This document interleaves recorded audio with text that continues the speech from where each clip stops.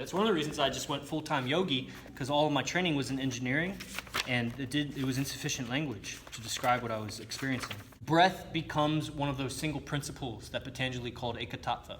It's a single principle. Something, eka is one, tattva is like a truth. And having something to focus on other than the thing you're doing allows you to step back a little bit and observe the thing that you're doing and not be so identified with it. It's just anything to take your mind off of the sensation of it, because the sensation will fool you. Have you ever thought you were really, really deep in a pose, and then you look in the mirror and you're like, oh, I don't look. The sensation has fooled you. Don't trust the sensation. It's according to a pattern, and there's a lot of variables in that. Trust the breath. The sound of your breath. You develop a relationship with the sound of your breathing as if it was your imaginary friend. It's like this thing that's happening. And it becomes a thing of like solace almost to go into the breath.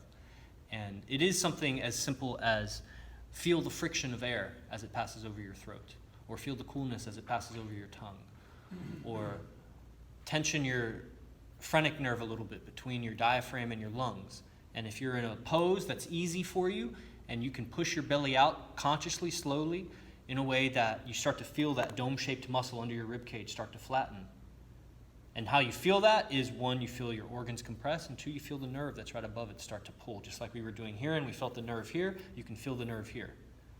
And that'll keep you mindful. It'll keep you from wandering, because it's almost woozy, it's nauseating a little bit, but that's the same nerve that innervates your heart.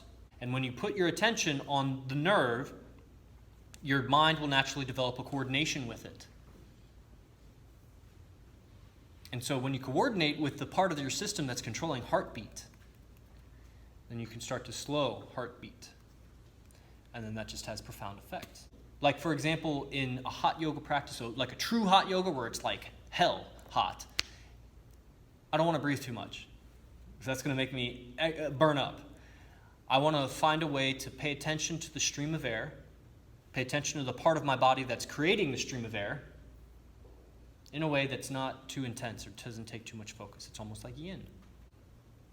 The primary meditation in my ethos for all of yoga is witnessing. And it's to witness all activity. It's to witness yourself. Witness right now, not me talking, witness you hearing. Witness yourself listening to me talking. And then witness yourself witnessing yourself listening to me talking. And keep going backwards, witnessing the part of you that's thinking. And keep going back. Witness it, witness it. Who's witnessing? Who's looking at that? And you eventually arrive at a very pause space where it takes a moment to even answer the question. And as soon as you answer, witness it. And you just keep going, regressing backwards, witnessing everything that comes up in the mind, and you return to source. And you might only glimpse source. An hour of practice, you might glimpse it for 10 seconds, and it's worth it. And so any yoga practice, breathing, postures, you can practice this. Living, driving, interacting, you can do this. You make a list of all the things you want to accomplish and set a limit for yourself and say, I'm going to write 20 things I want to accomplish this week or this year or before I die. And if it's easy, go to 30, 40, 50. At some point, it'll start getting hard, and that's where it gets good. And you start squeezing it out. And those last few are where one of those last few is really the one that you want. Then, to create the steps, to understand the steps that need to be taken to get to that goal, is not about focusing on the steps. It's about just focusing on the goal. I don't need to look down to get to the mountain. I want to look at the mountain, and then I walk towards it. And then I look at obstacles, I step over blocks and trees and whatever. But if I keep looking down at the next step, I'm going to start to veer off. I need to look up towards the end goal. And to do that really long enough so that the mind will just kind of reverse engineer the steps needed to get there takes patience, a big reservoir of patience and calm. Because if your body's agitated, if you got a lot of latent nervous energy in the body, postures helps with that, releasing some of that tension. Breathing will help it deeper. Deep breathing, seated, stationary breathing practice. What is mind? Is mind brain? Is the brain mind? I don't know, is the radio station? So to set your mind, it's very interesting that you can, through like hydraulic and mechanical motions, kind of change your mind. But you can also change your mind without those. So they're not the same. And so I'm really big on setting your mind before you go into a practice. And then your practice can bolster that.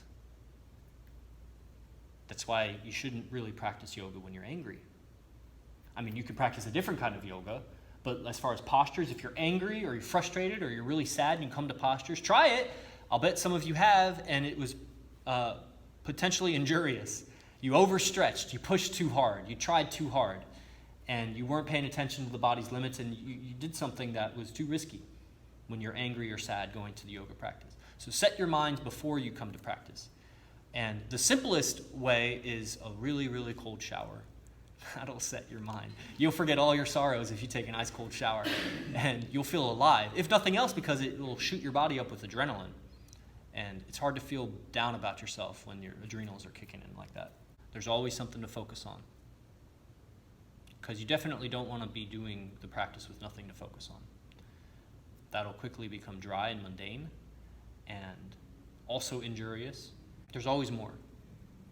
And one of the reasons why I travel and teach is because I have so much knowledge, I just want to get it all out there so that I can go and learn more. Because until I get it out there, I don't have room for more. I got to express it all, raise the level of awareness in everybody around me so that they come and they say, hey, teach me this next thing. I'm like, I don't know that. I got to go learn it. And then I can go to my next training. So it's like my duty, it's my dharma to just pass on everything I've learned so that I can go and learn more. Because this is what I do for myself, is my practice. So that's enough of this. Sign up for the Silent Flute, ninthlimb.com.